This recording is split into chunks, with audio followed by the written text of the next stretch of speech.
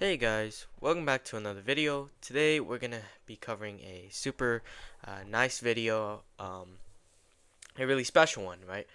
This is David Hume's problem of induction and skepticism of causation. Now, Hume is one of the greatest philosophers, if not the greatest. He's definitely one of the most important to write in English for sure, and he has had an everlasting effect on epistemology. And especially you can see this in contemporary works of philosophy. You can see this in Quine, but you can also see that he has had an everlasting effect on the philosophy of science, which you'll see from Thomas Kuhn and Karl Popper. And let's get started with the video, right? So, David Hume was a Scottish philosopher, librarian, and economist. And a fun fact about him is that he crashed out at 16, I believe.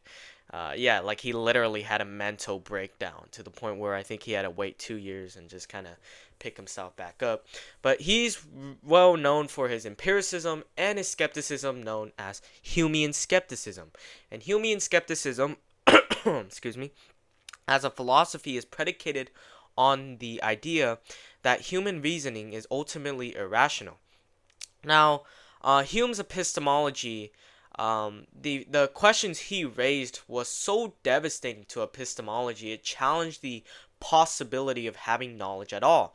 So let's get started more. But Hume's epistemology is ultimately grounded in his philosophy of the mind, which we're going to see in a minute. First, because Hume is an empiricist, he does start off with sense experience or perceptions, and he divides all our perceptions into two categories or species.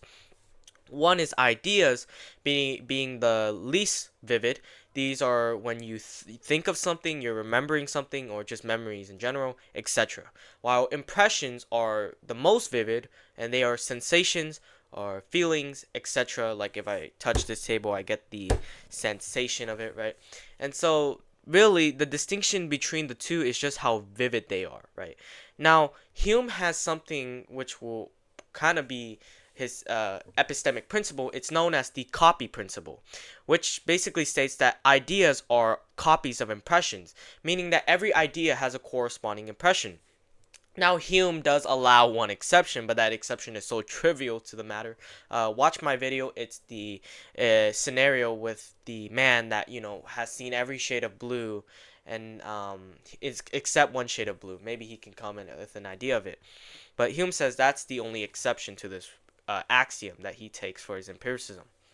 So Hume says, if we ever suspect a term of being utterly just meaningless, we have to try to trace it back to a single impression.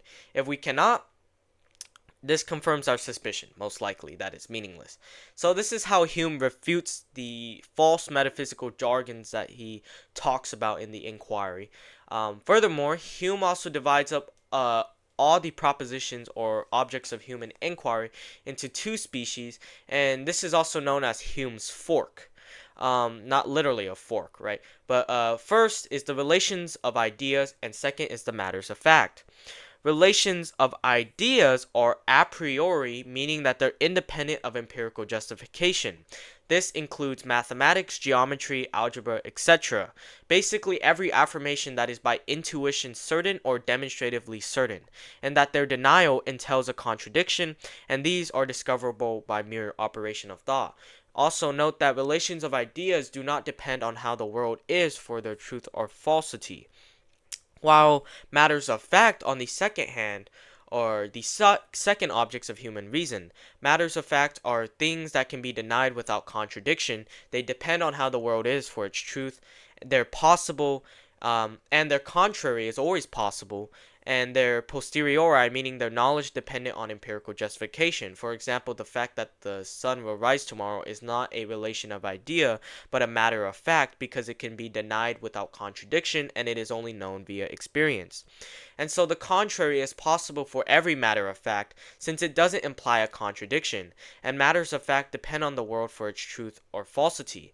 So, the denial of relations of ideas are inconceivable, while the denial for matters of fact are conceivable. So that's a key distinction here, right? And when it is said that the contrary is possible for every matter of fact, like for example, maybe maybe in past experience, every time in your past experience, maybe you've seen a ball drop and it hit the floor. But I can always deny that maybe when you just let go of the ball, maybe it could just fly up. So that's just what it means by the contrary can always be possible. Now, for Hume, he realized that all matters of facts are founded on this relation of cause and effect, and he gave the example of of an island as well. Like, for example, if someone discovers a deserted island and finds a watch, he will generalize or conclude that there was once men on this island. So that is what is meant by matters of fact being founded on the relation of cause and effect. Hume says, by this relation alone can we go beyond the evidence of our memories and senses. So Hume pushes further and asks us, how do we know the relation of cause and effect? Now for Hume, causal claims are matters of fact, since they can be denied without contradiction, since Hume believes that conceivability implies possibility. So the contrary of every matter of fact is still possible, Hume says, because it's conceivable. And that thesis from Hume that conceivability implies possibility is a very indeed controversial topic within philosophy. Because he also argues that if we can conceive of a cup that just randomly pops out of existence, then it's possible that something can be, just something can exist without a cause, basically. Now, Hume challenges us to consider events like a billiard ball striking another. No amount of reasoning alone can reveal the effect because only past experience can. And no man would accept the fact that gunpowder explodes as being proved via an a priori argument. Because let's say you've never had experience, right? And given the cause, let's say a cause is presented to us, an object is presented to us, and we're trying to discover its effect, but we've never had experience of it or seen anything from it, or we never had observation. Hume says either the mind would have to invent the effect or imagine it, but each one would be arbitrary and subjective. So this can't really be a priori, right? And so for Hume, if A causes B, then there must be a constant conjunction between A and B, which means that whenever A occurs, B will follow or occur.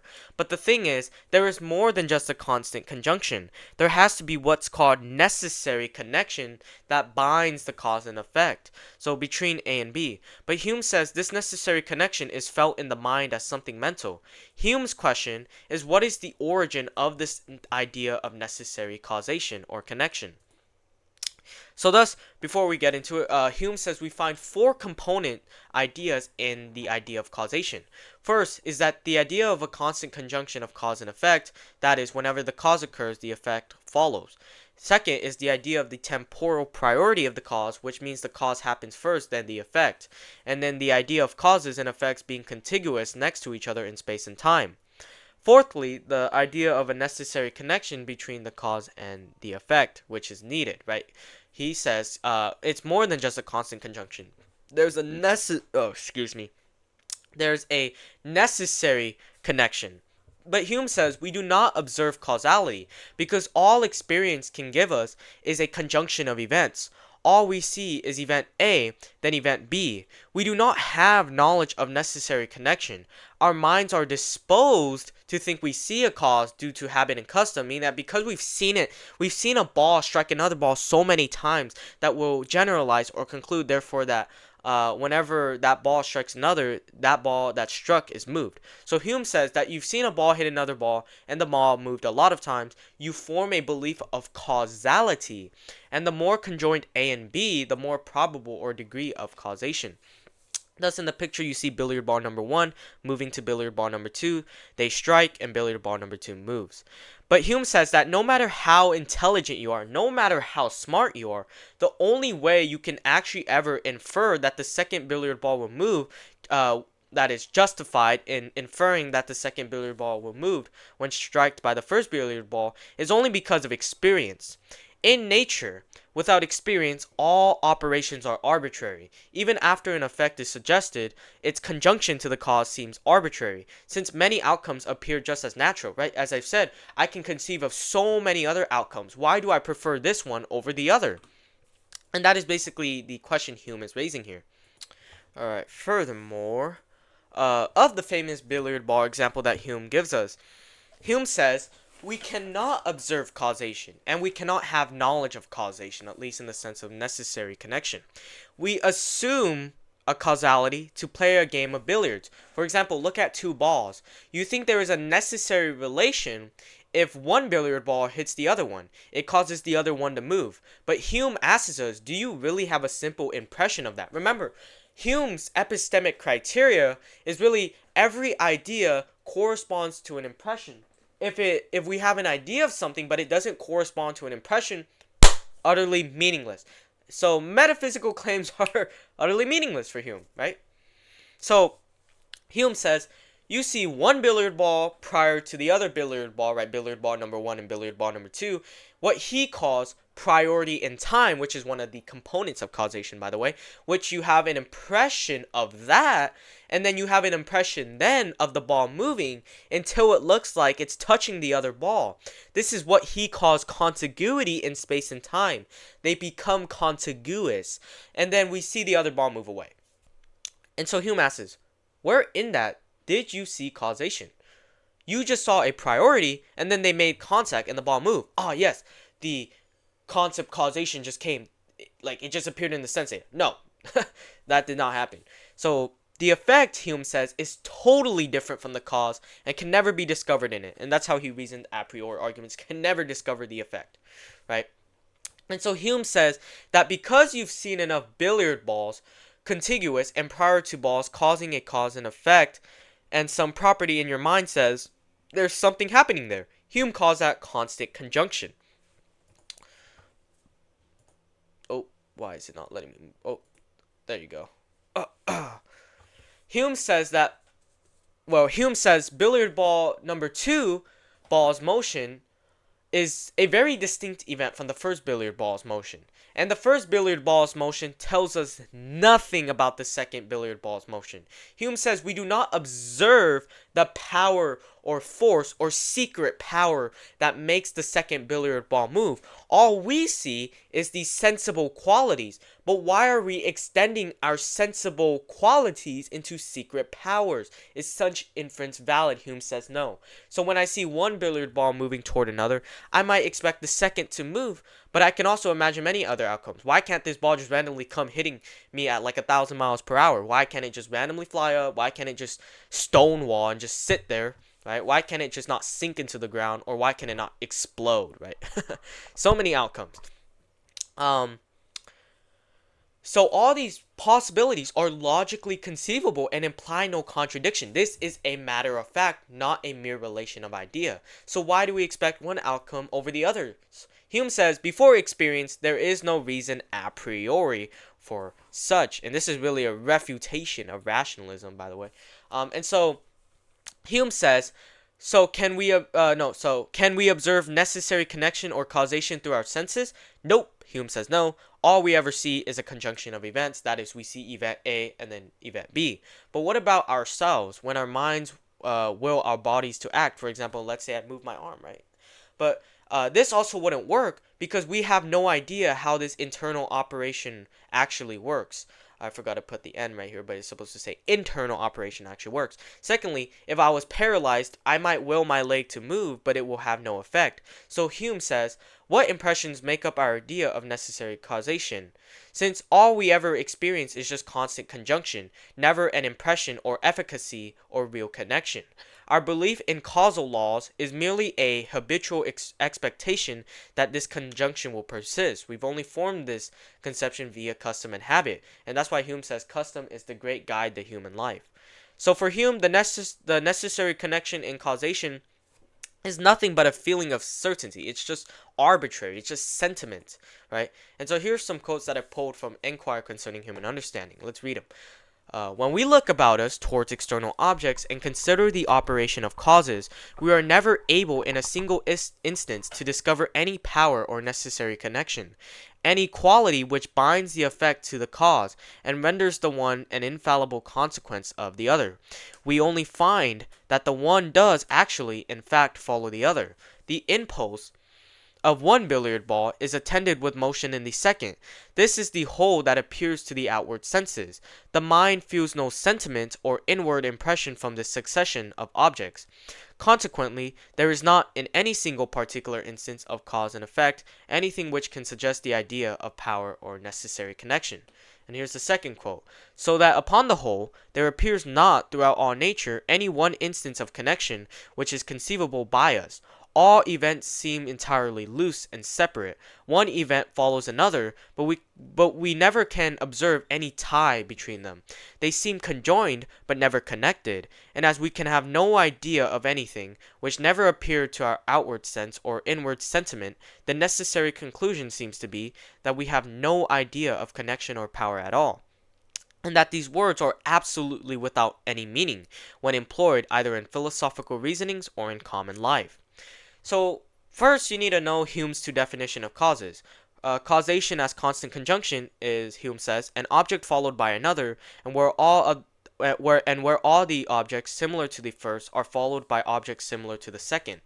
And causation as necessary connection, an object followed by another, and whose appearance always conveys the thought to that other. And so, since we have no external impression of necessary connection, the impression of necessity just arises in the mind through repeated experiences of constant conjunction. Each repetition strengthens our natural tendency to expect the effect, and so Hume causes custom and habit. Thus, necessity is a mental projection, not something observed in the events themselves. So the idea of necessary connection is metaphysical, not founded on impressions. That is why Hume thinks causation is merely a fiction to us.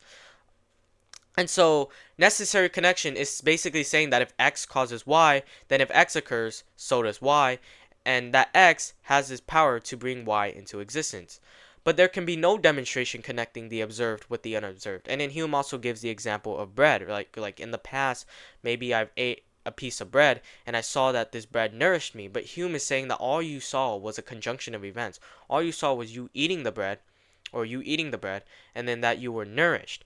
There is no connection between that. There is no necessary connection. It's just a conjunction of events. So the fact that you're going from a sensible thing or sensible qualities, you're observing the piece of bread, to the secret hidden powers is just undemonstrated, and there's no valid inference. The secret power in this case is the hidden qualities, like the fact that the bread has the power to nourish someone. And so that's not even the worst of it, Hume says. Then you have to presuppose or suppose that the future will be like the past, leading us to what is known as the problem of induction, or the principle of which we'll get into the principle of the uniformity of nature. Examine this argument. I have seen one billiard ball strike another billiard ball many times, and each time the billiard ball that was struck had moved. Therefore, a billiard ball that is struck will move in the future, right? Will move. Now, Hume says this argument presupposes a hidden premise. This premise is suppressed in every probable argument. And the premise that it presupposes is that the future will be like the past, which is also known as the principle of the uniformity of nature. Furthermore, Hume divides all our reasoning into two kinds. First is moral reasoning, which concerns matters of fact, and two, demonstrative reasoning, which concerns relations of ideas. Hume argues that there is no demonstrative argument against the idea that nature or the future might change, since it implies no contradiction that the future might change or that we might experience contrary effects. Hume says that whatever is intelligible and can be distinctly conceived is possible, implies no contradiction, and is always going to be impossible to be proved otherwise by a priori arguments, demonstrative arguments, or abstract reasoning. So Hume says, we assume that similar visible qualities imply similar hidden powers. So, when we see bread that looks like what we've eaten before, we confidently expect it to nourish us in the same way. This is the working of the mind, that the future will be like the past. This is also known, as I've said, the principle of the uniformity of nature, that nature is structured will stay throughout the same in the future, that nature is uniform. Right? But experience can only tell us about what we've directly observed, not about the future or seemingly similar objects, right? Experience can only tell us what we observe, right? But not what is unobserved, which is the future. So the real question is, why do we extend past observed things to unobserved things? This is a huge, devastating question. And so, how do we know the laws of nature will operate tomorrow the same as they did yesterday? And science can only provide us belief about the unobserved, not knowledge, right? And so, even the scientific method makes inferences from the observed to the unobserved. For example, the sun has risen in the past, therefore the sun will rise tomorrow. Hume says there is no demonstrative argument that will ever justify that the future will be like the past. Induction cannot be justified via a priori, by relations of ideas, or a posteriori, or by matters of fact. Hume says that to try to justify or prove such a claim by saying because in the past the future has been like the past, or if you use any matters of fact argument, or using any probabilistic inductive argument, or arguments regarding existence, will evidently be going into circular reasoning, because any empirical argument would be inductive and therefore beg the question by appealing to the very principle of induction that requires, justifying. So really, there is no epistemic justification. Hume is saying there is basically no epistemic justification to believe that the future will be like the past. So experience only shows us that certain objects had certain effects at specific times. But even then again, we just see conjunction of events, right? And so when we see a new object with similar visible qualities, we expect similar hidden powers and effects. But this mental leap needs explanation. And plus, if nature changes, then experience is completely useless. You can't even appeal to it. Thus, Hume thinks there is no rational ground for believing in induction or the principle of the uniformity of nature. This is very devastating because universal claims or universal propositions also make claims about all future instantiations of the subject. This would only be true if nature is uniform, though. Only a man could argue that the future will be like the past, only if he already knows the future will be like the past. Thus, but Hume says we don't know the future, right? So, this principle is unjustified for Hume. And so without the justification for the principle of the uniformity of nature, science remains unjustified. But this is so devastating because without justification for induction and for the uniformity of nature, then no universal propositions are justified. But if you have no universal propositions that are justified, there is no deduction, right? Because deduction is reasoning from the universal to the particular, and induction is reasoning from the particular to the universal. So, inductive and deductive inferences both presuppose logic. So, any attempt to justify logic by these methods would be just ultimately begging the question or be circular. But one might argue that the universality of logic or that logic is self-evident because it's undeniable, and the opposite cannot be mentally admitted because we can't imagine a world without it, or nothing can be made more prior. But that can just be met with, but our psychological limitations don't prove the universe is bounded by logical categories. So when you're saying that we cannot logically deny or mentally admit the opposite, you're just saying that we cannot modify our way of thinking about it, right? Around it. And so your psychological limitations don't prove anything. Dubitability, or just because it's indubitable or undeniable, is not epistemic, right? It's not epistemic in the sense that it doesn't provide justification. And so if we cannot answer why logic applies universally, what kind of foundation is it for our knowledge? It seems many accept logic, causality, and other basic principles not as justified truths, but as articles of faith. And so this is just one example of how Hume's problem of induction really has devastating epistemological consequences. It raises questions, right? His epistemology, the questions he rose, question stuff about, like, for example, the external world. Right? It's so devastating because he challenges the possibility of knowledge as a whole. And so here are some of my favorite memes. So this is I found this on Google, but this is the trolley problem of induction.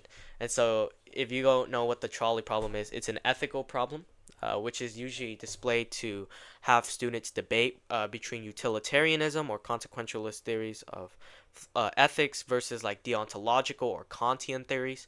And so this is a modified version known as the trolley problem of induction. So imagine you've pulled the lever 100 times and gathered experience to support your belief that it will redirect the trolley. Hume, right, you can see he's on the track, says, however, can you know that it will? There was a correlation in the past, but is pulling the lever really the cause of the trolley redirecting itself?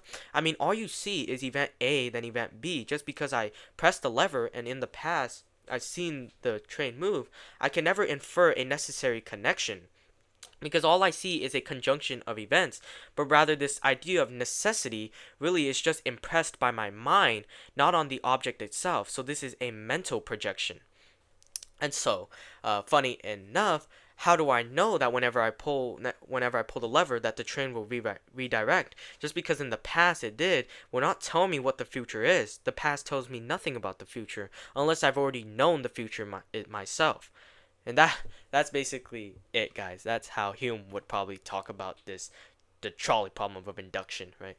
Funny enough, that's basically it. Have a great day.